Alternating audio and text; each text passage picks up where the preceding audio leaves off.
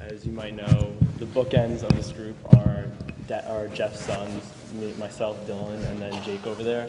And last year we actually had a panel like this about footwear, but it was more about how I guess being a fan of sneakers has changed in just the past few years. But for this year, I think we're going to try and explore how being a fan has changed over like the decade and so, and also how brands have been able to evolve, have been able to reinvigorate themselves through social media, through Twitter, through Facebook, even through Instagram. And with that said, we would like to give an opportunity for these two gentlemen up here, two very involved and people who have been in the footwear industry for years already, in different aspects, but still in the footwear industry. So I guess Ronnie, Jeff, you want to introduce yourselves? Go ahead, sir. My name is Ronnie Fieg. I am owner and founder of two retail stores by the name of Kith. I design footwear and now apparel as well. Been in the industry for 16 years and opened up a retail store, two retail stores in the last year and a half.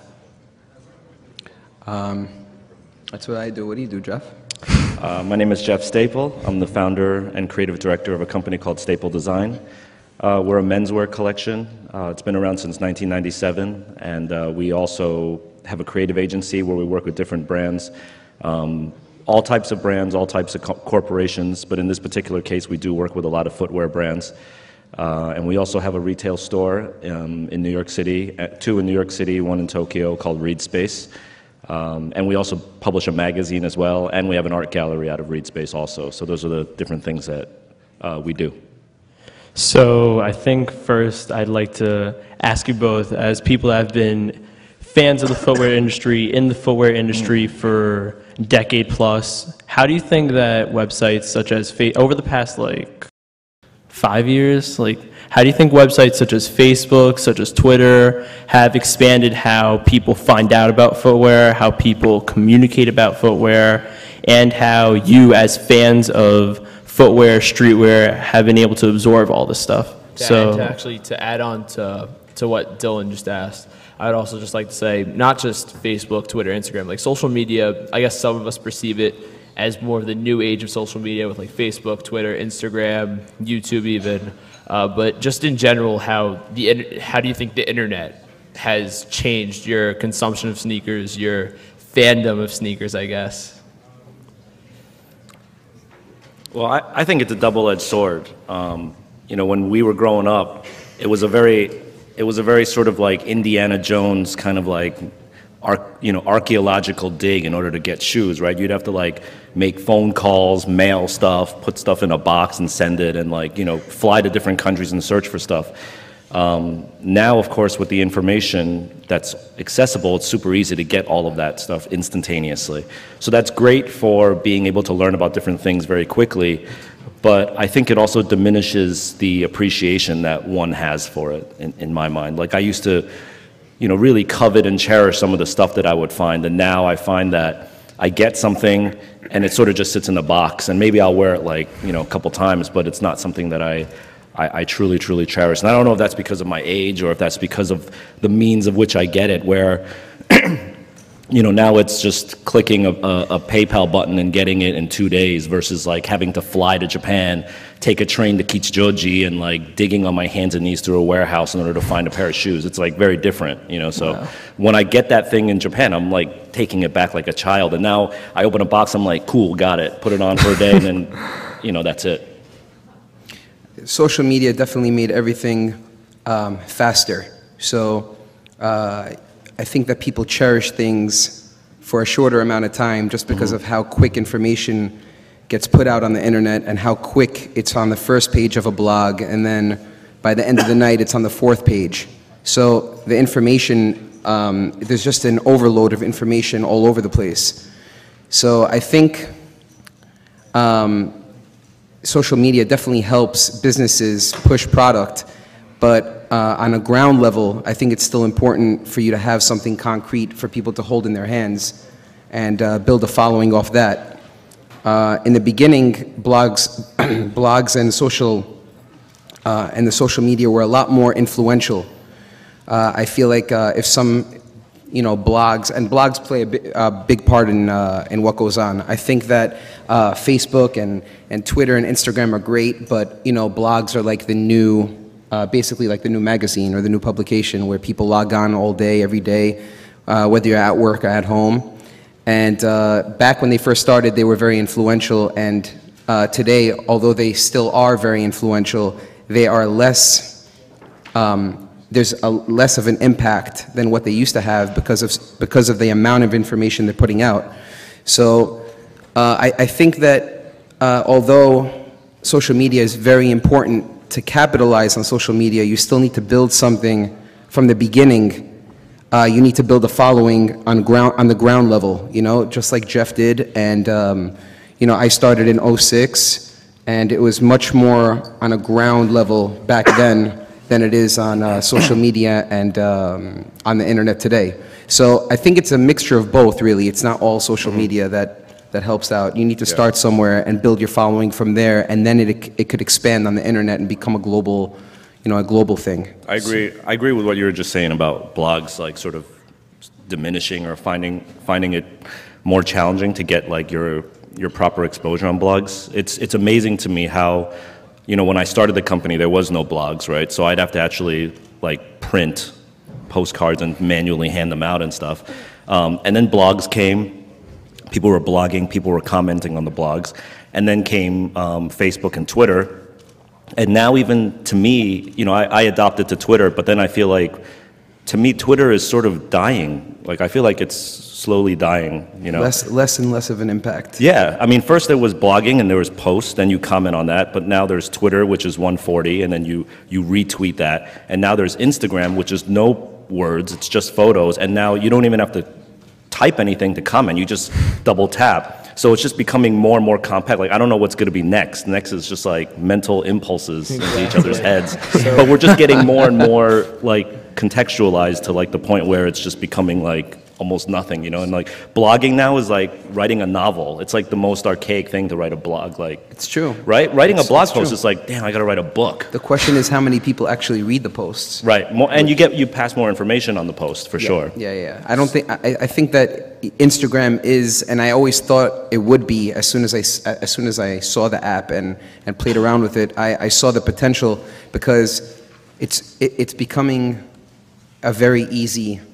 It's becoming a very easy thing for people to, go up and like you said, it's just the easiest procedure to just, the process of liking a photo is you're like, you're on your phone and you don't even have to like move. You're just like, I like that. I like that. It's scary. And it's, and people see. What is he like? What is that guy like? Who is he following? So I think the social media companies they're definitely figuring out the best way to put their code out or their programs where you need the least amount of work to do anything. It's becoming a lazy situation for the internet. People don't want to read, and the pictures just have the biggest impact right now. It definitely shows in the comments that happen on our Instagrams, right? Like Ronnie will put out a picture of a shoe and say, "This releases this Friday." The first comment is, "Yo, when does this release?" Like, we just said this Friday. That's true right there, for instance. This shoe releases this Friday. But like, I joke about it with him all the time. Like, this shoe will cost $100. Yo, how much is this shoe? Like, I just said it's $100. Like, read the sentence. That's why my posts are getting like vulgar. I'm just like, look, it's like in caps. So speaking of, I guess, blogs in general, I guess now in the time we have left, do both you, I guess, want to talk about, I guess for Jeff also more that you've had to adapt or you've had to, that like Reed Space and Staple Design were well established much before like Twitter, Instagram, all those came out. So for you, I guess, how's it been adapting? How have those programs helped you? And with Ronnie, how's it been like establishing Kith through Twitter, through Instagram, through the power of social media over like these past few years? Well, to me, it's really just a medium that makes things easier. Like, as I said before, we used to have to like print postcards, hire street teams to distribute them, leave stacks of them at different cafes and everything. And now, you know, that whole process is like a 2-3 week process to like create, print, output, pre-press, deliver. Now it's literally just you bang it out on a phone and you get a more effective message. To me, that's just a helpful medium. But the message doesn't actually change. It's the same message. So as Ronnie was saying, if you don't have the message prior to a new medium, it doesn't matter. You're still talking complete BS or real stuff, you know? Right. So you really need to have that substance, or else it doesn't matter what the medium is. That's so true. And also, like, you know, there are a lot of different committees or meetings about social media and how it could improve your business, you know?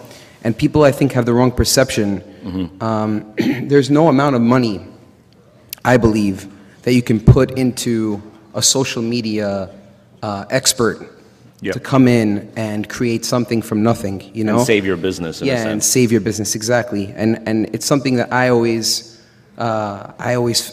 felt like it was vital to have a brick and mortar and just have something solid, which is something that we both have.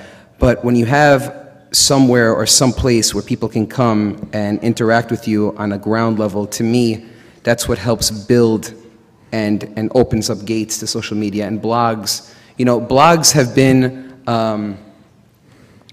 a major part of what I've done and what I've been able to do since 2006. Honestly, it was Matt Halfhill from nicekicks.com. I don't know if you guys have ever been there, but it's the #1 sneaker blog on the internet. He was in the store when they just started Nice Kicks, and he was just taking pictures of a Timberland boot that I just worked on.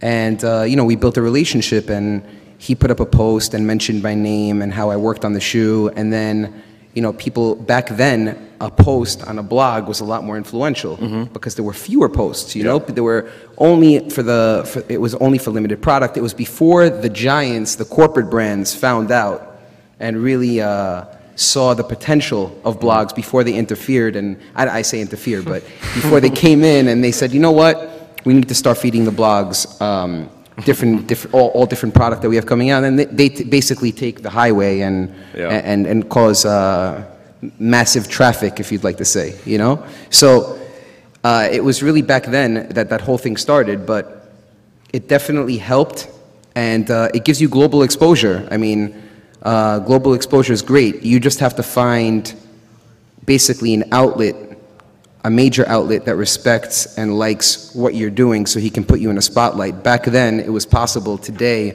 it's a little tougher. And I believe that print is actually gaining a little bit of traction now, more than it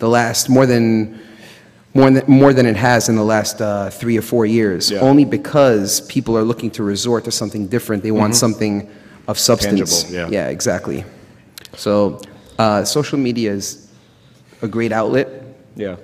On the other hand, too, for me, like, I won't do something if it doesn't feel authentic to me. Right. For instance, like, I'm not on Facebook, and my company is on Facebook, but it's probably the weakest element of our social media strategy because I'm not on it. I don't personally believe in it. So we don't do it. We don't do it just because everyone else is doing it. You know, we only do it because if we feel strongly about it. So with that, I would like to thank Ronnie and thank Jeff for coming out today, and thank you all for listening to us. Thank you very much, everyone. Thank you, guys. We're out.